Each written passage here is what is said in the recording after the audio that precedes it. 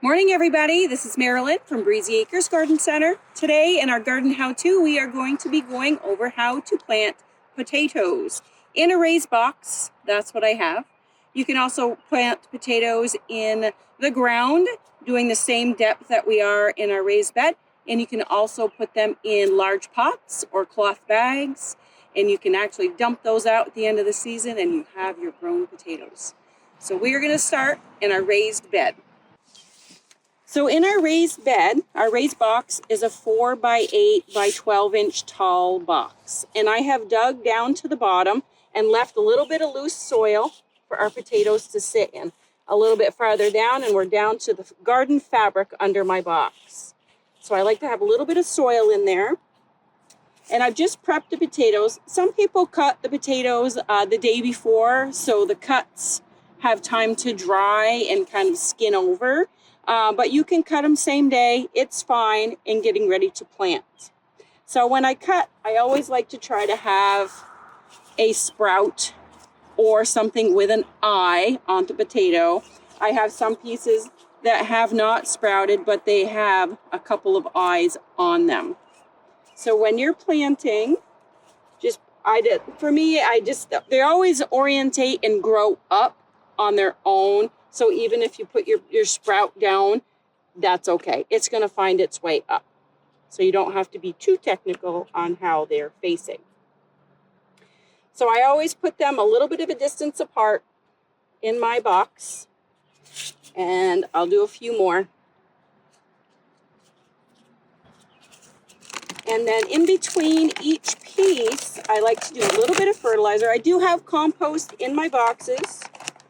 And we put in there last fall. But I do like to put a little bit of granular fertilizer in between. Okay.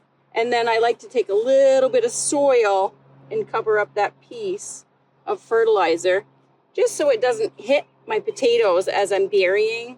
Because sometimes if you have a lot of fertilizer hitting your cutting, it can cause fertilizer burn and cause your cutting to rot faster than it grows. So when you're burying your potatoes, normally I've only done one layer in my boxes and then I bury them all the way and cover them, the whole box, with a thick layer of straw. But this year I'm going to try to see if I can actually get 2 layers of potato in here, kind of like hilling potatoes in the ground, because I only have 12 inches to work with. So I'm going to bury the potatoes a little bit.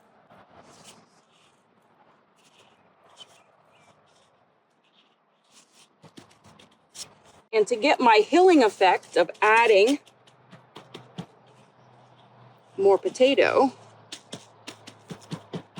I'm just going to put another layer right on top and see. This is trial for me. I've not done it this way before. And we'll see if we can get some extra potatoes.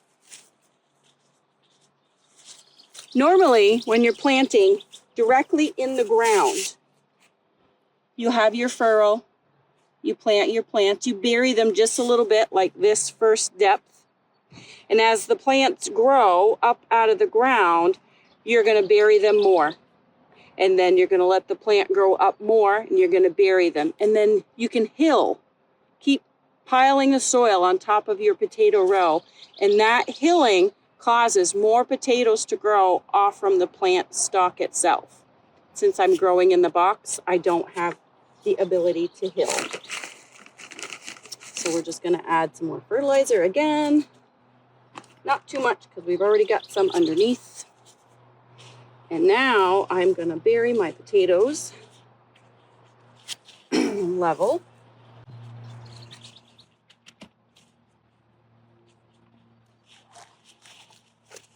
Probably could have put more cuttings in there, but. So now that this one row is covered, I'm just going to use this stick to mark where I put my first row. In this 4 by 8 box, I can actually fit 3 to 4 rows of potatoes, depending on how much I want to squish them together. I think I normally do 4. And when I'm all done planting the whole box, then I will cover with straw. A little bit more information about planting the potatoes early in the spring. Some folks plant early in April, mid-April, but if your ground is really wet and it's really cold out, sometimes your potatoes can rot prematurely. Other folks plant Memorial Day weekend, and that's definitely the time to be planting a lot of things in your garden, if not everything in your garden. It's definitely warmer, the soil is drier, and you're good to go. The past 2 years, I've been planting my potatoes 2 weeks after Memorial Day. I get potatoes a little bit later in the season, but I avoid getting the Colorado potato beetle. I don't know if it's length of time with the plants or the insect cycle, but that seems to have helped me the last couple of years. We did plant our potatoes a little early today, just so I could do the how-to. The next thing we're going to be planting, it's a little bit early right now, but the drying beans, Jacob's Kettle drying beans, take 90 days to mature. So I'm going to plant them a little bit earlier than I would normally plant my beans. I don't plant beans until Memorial Day weekend because it is warmer. But we will, if these happen to germinate and start coming up and we get a frost, I'll come out and cover them with a cloth. So just as we planted our carrot seeds, we're going to make a furrow in the ground. This one is going to be a little bit deeper because our bean seeds are bigger for sure. It's probably an inch. Put my finger down. High Mowing Organic in Vermont. These are drying beans. They are really fun and pretty to look at. Okay, and we're going to put them in. You can put them either 2 by 2, or you can just plant them about an inch apart. These are drying beans. They are not going to be picked for fresh eating because we want them for drying. So you're going to let them grow. You're going to let them start drying on the plant. And later on in the season, more towards fallish or late July, maybe August, as they are mature, you can either pull just the bean, put them somewhere where there's airflow so that they can dry. Or you can pull the whole plant out, hang the whole plant upside down in a garage or an attic that has good airflow and let the whole plant dry down. And then as they're dry, you can open up the beans and shuck out the dry beans. Make sure they're very dry and store them in an airtight container, preferably glass would be best. Plastic, they may take on a plastic flavor. So now that we have our beans planted in our furrow, approximately an inch apart, you can lightly bury them.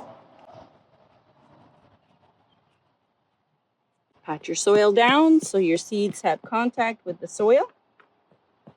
You can either water them in or wait for the rain, but if it's not going to be coming for a little bit, then go ahead and water your bean seeds in to help with germination.